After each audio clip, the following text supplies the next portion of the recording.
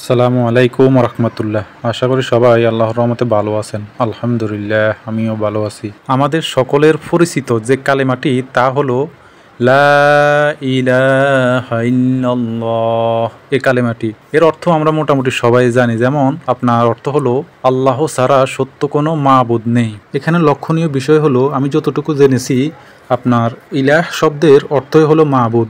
আমি যদি মাবুদ কাকে বলে এটা যদি একটু ভালো করে ক্লিয়ার হতে পারি, আশা করি আমাদের মধ্যে যারা শিরিকে লিপ্ত আছি আশা করি শিরিক থেকে সরে আসতে পারবো ইনশাল্লাহ। মাবুদ বলা হয় তাকে যিনি সকল ইবাদত পাওয়ার একমাত্র যোগ্য। তাই আমরা সূরা ফাতিহা সবসময় প্রতি নামাজে প্রতি রাকাতে বলে থাকি ইয়াকা না'বুদু ওয়া ইয়াকা নাস্তাঈন। আমরা একমাত্র আপনারই ইবাদত করি, একমাত্র আপনার কাছে সাহায্য চাই।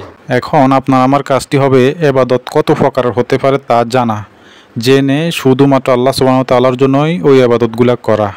এখানে আপনার ওই যে অনেকে উসিলার দোহাই দিয়ে শিরিক করে থাকে, তা যেন না হয়। কোরআন মাজিদে উসিলা সম্পর্কে যে আয়াত এসেছে এখানে বলা হয়েছে আপনার সৎ আমলের কথা। আপনি যদি তাফসিরে জাকারিয়া, তাফসির ইবনে কাসির দেখেন তাহলে বুঝতে পারবেন এখানে আসলে কি বলা হয়েছে। কিন্তু একদল মানুষ আছে তারা বলে এখানে বলা হয়েছে নেককার লোকদের উসিলা ধরার জন্য, এই কথা বলে মানুষকে শিরিকে লিপ্ত করায়। আল্লাহ সুবহানাহু ওয়া তাআলা আমাদের সকলকে শিরিক থেকে হেফাজত করুন।